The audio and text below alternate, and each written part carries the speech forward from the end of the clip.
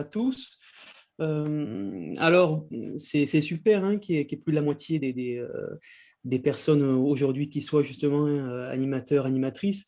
Voilà, l'idée, hein, c'est vraiment, outre hein, la gestion des activités, hein, celui qui anime, c'est celui qui insuffle hein, une âme et on va voir à quel point c'est essentiel dans cette période de reprise et de sortie du confinement.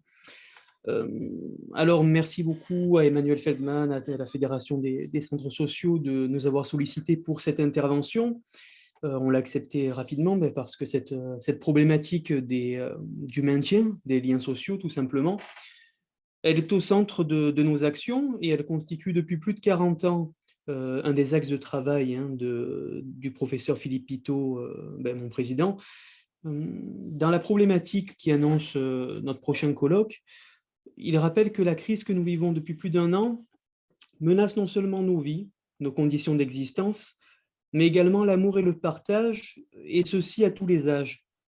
Puisqu'en effet, quel que soit le genre, l'âge, la condition sociale, personne n'a été épargné par le grand vide qui s'est insidieusement installé dans nos liens, même les plus élémentaires aux autres.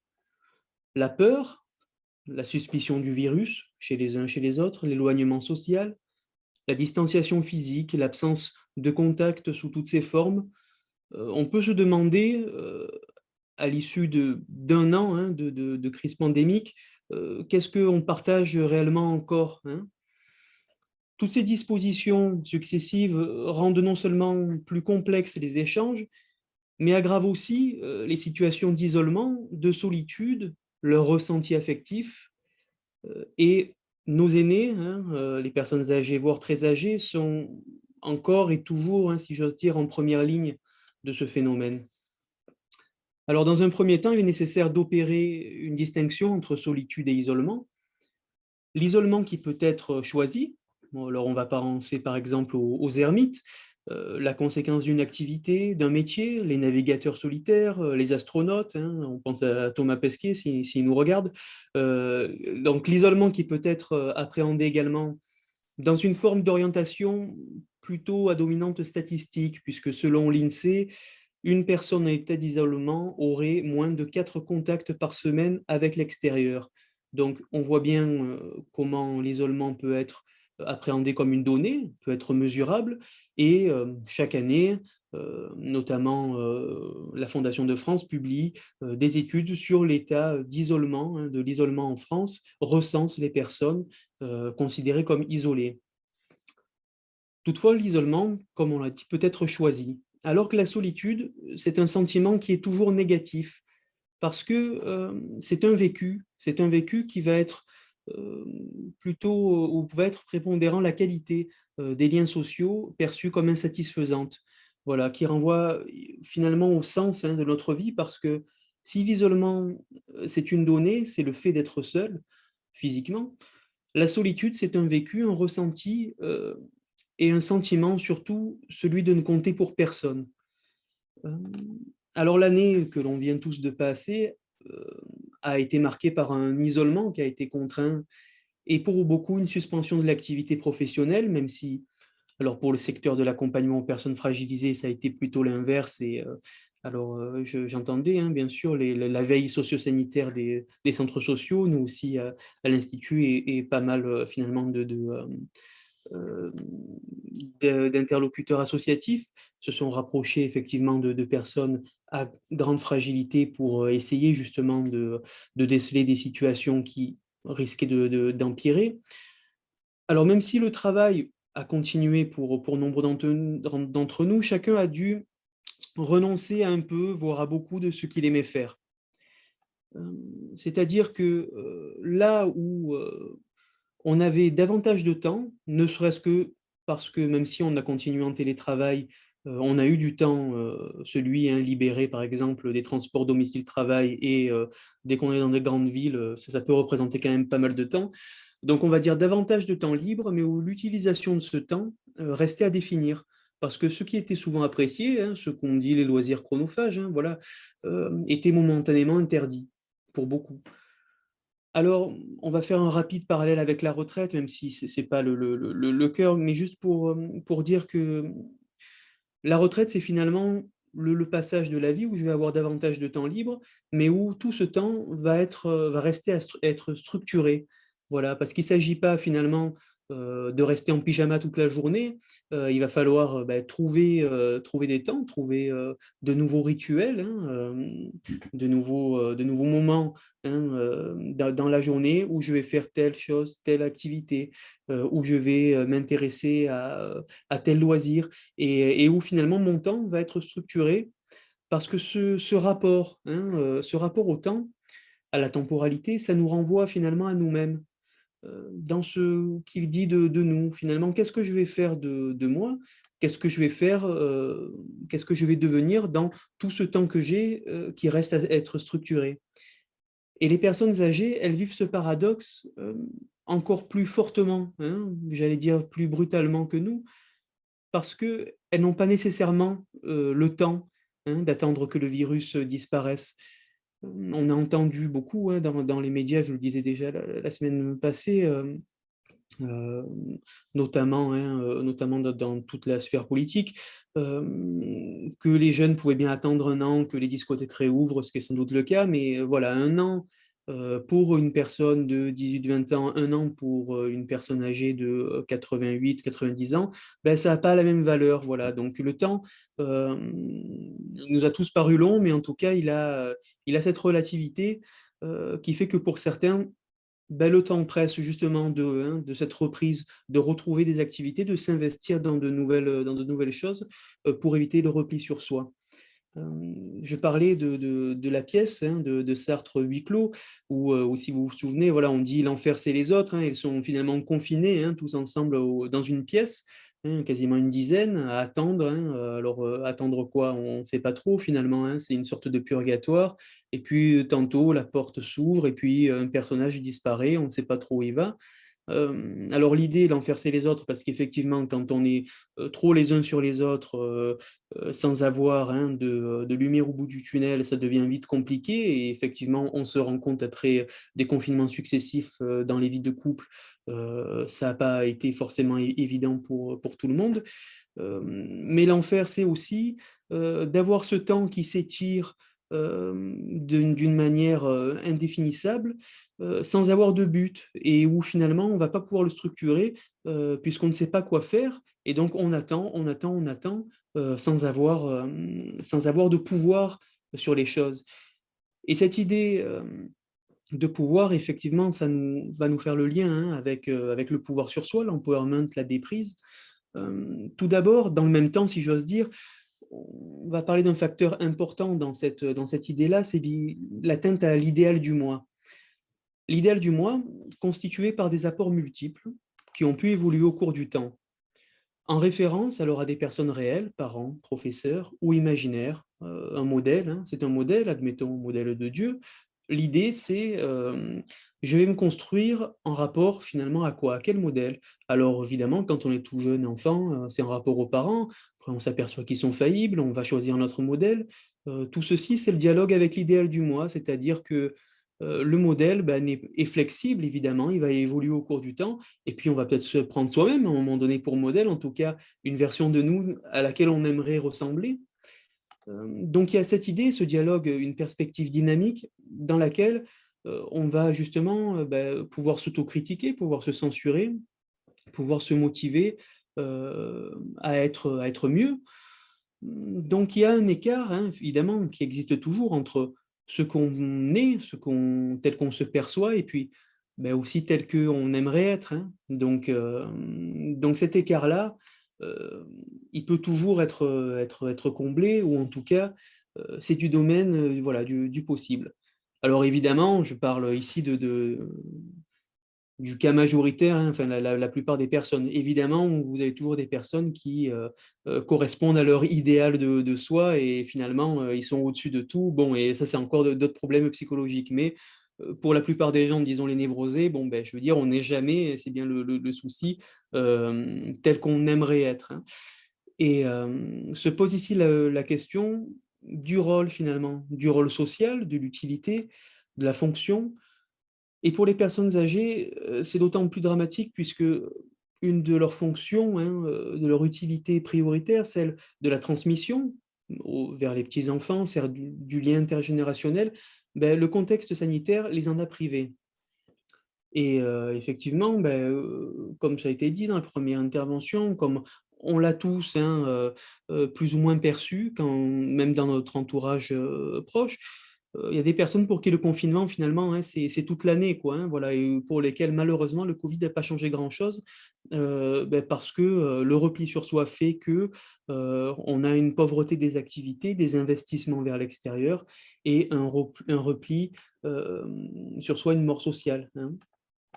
Alors comment avoir finalement du pouvoir sur les choses, du pouvoir sur soi, une prise en main sur son destin?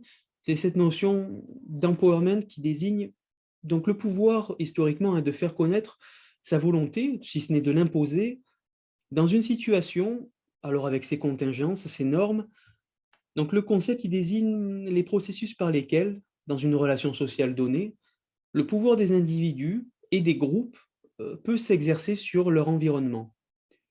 Donc, dans l'empowerment, il y a l'idée, tout d'abord, d'influencer une décision, un débat, notamment via l'activité de groupe, puisqu'historiquement, le lobby gris, c'est le premier axe de ce que sera plus tard l'empowerment, ça naît aux États-Unis sous la pression des groupes de défense des droits des intérêts des personnes âgées. L'idée, c'est que l'espérance de vie est accrue, le groupe des âgés va être toujours plus en expansion et propre à faire entendre leur voix. Donc le lobby gris, c'est l'idée d'un niveau de ressources politiques pour influencer un processus de décision, donc soutien, hostilité pour des élections de partis, du pouvoir exécutif, législatif. À partir des années 80, le lobby gris est complété par la notion de pouvoir gris, voilà, qui dépasse le seul registre de l'action officielle de groupes de pression. Disons que dans le pouvoir gris, on passe finalement d'un groupe des retraités qui va être considéré comme une masse électorale ou comme une masse de consommateurs, hein, par toute la sphère marketing, à un collectif plus large des âgés qui ne veut plus simplement être courtisé, mais qui veut peser sur le long terme, qui veut avoir une place, hein, finalement dans la société où on va ben, finalement faire un peu plus attention à eux, hein, que toutes les élections. Donc on constate évidemment ce versant collectif dans le domaine de l'empowerment, où les préoccupations des âgés sont marquées dans le contexte social. Évidemment, il y a un niveau intra-individuel, hein, si j'ose dire, de l'empowerment, moins dynamique que le précédent, mais qui va concerner la force individuelle de chaque personne sur son quotidien, sur son environnement. C'est un pouvoir sur soi qui est rapproché des théories du rapport de l'individu à la société, tel que les décrit Karadec, hein, voilà, un des grands penseurs de l'empowerment de la déprise. L'empowerment, ça renvoie donc aussi à la manière dont un individu, hein, nous dit-il, dont un individu a un rapport à un environnement donné qui va favoriser le maintien de ses capacités, qu'elles soient donc cognitives, qu'elles soient psychologiques, voire même matérielles, physiques, donc par différentes formes de stimulation, dont la participation sociale. Voilà, et cette participation sociale, ces différentes stimulations, peuvent concourir au maintien du potentiel, voire même à le développer. Et cette facette de l'empowerment, ça renvoie à la notion de résilience. C'est l'idée que finalement, dans l'adversité, une personne a des ressources personnelles, hein, donc qui vont être plus ou moins importantes, on en a tous, qui va donc permettre de surmonter une difficulté, couplée à un contexte qui va justement favoriser, hein, ce travail sur soi. Et donc, une certaine personne, dans un certain contexte facilitateur, ben, va pouvoir résister, va pouvoir changer, va pouvoir s'endurcir. Et la résilience, comme l'empowerment donc personnel, hein, c'est lié, ça nécessite un tuteur de changement au sens large, puisqu'il peut s'agir de personnes physiques, il peut s'agir de contexte social, il peut s'agir, pourquoi pas, des centres sociaux, d'un lieu justement où ben, on va se sentir suffisamment confiant, suffisamment à l'aise pour arriver à dépasser un certain nombre de freins ben, que la crise qu'on vit depuis un an nous a mis dans les pattes. Alors, comment est-ce que l'empowerment maintenant se manifeste, on va dire, d'un point de vue quasiment pratico-pratique? On va parler là plus en détail de la déprise.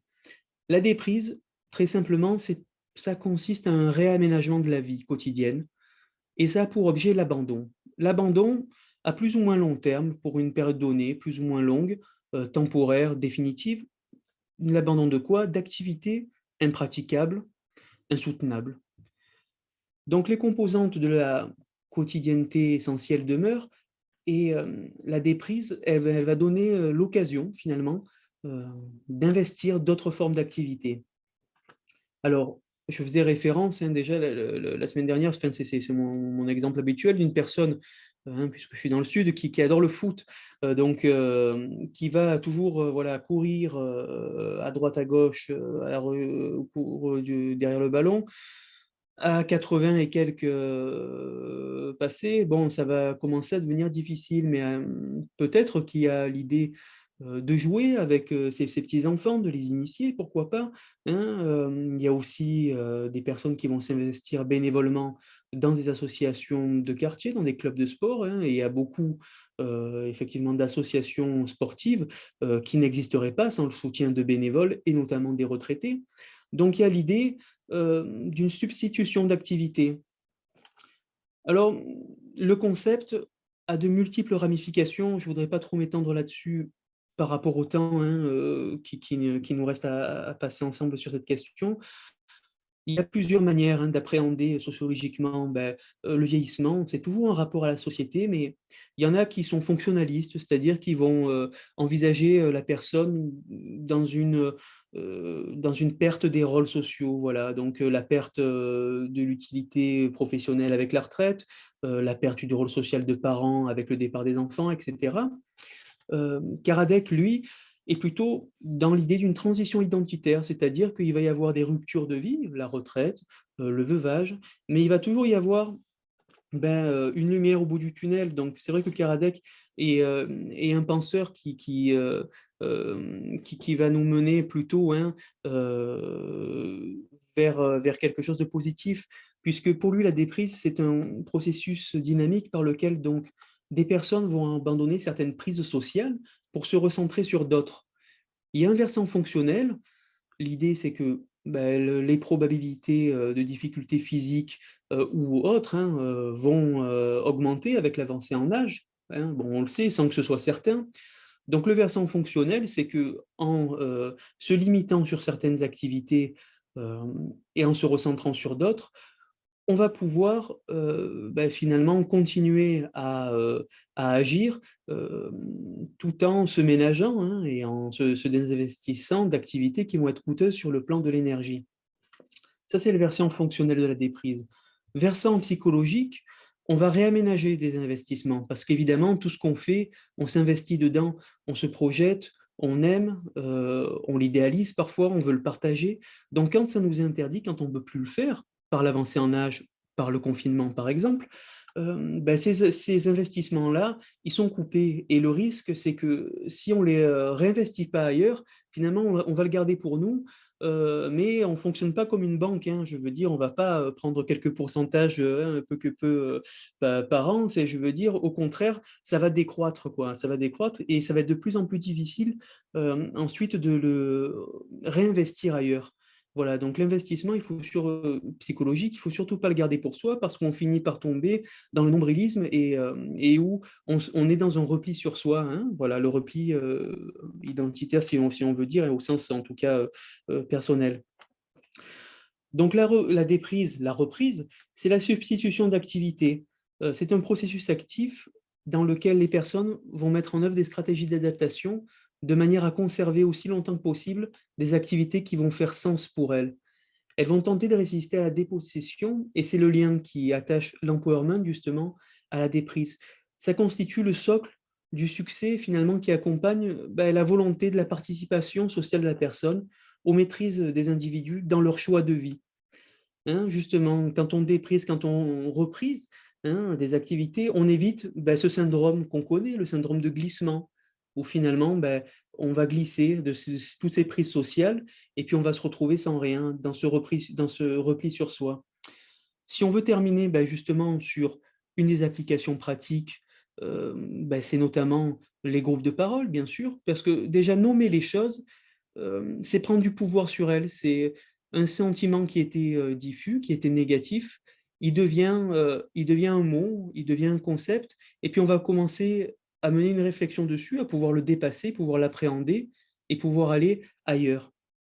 Donc tout l'enjeu de la reprise, tout l'enjeu des animations, hein, puisque vous êtes nombreuses aujourd'hui aussi, hem, c'est justement de pouvoir donner aux personnes, un socle, un contexte favorable où elles vont se sentir de faire le pas. On ne fera pas le pas pour elles, mais on va les mettre dans des conditions où elles feront ce pas de plus qui va leur permettre de s'investir, dans des activités et de reprendre une vie sociale parce que sinon, c'est le repli sur soi avec les conséquences que l'on connaît. Voilà, je vais m'arrêter là, je vois que mon temps est écoulé. Oh Je vous super, bah remercie beaucoup. merci.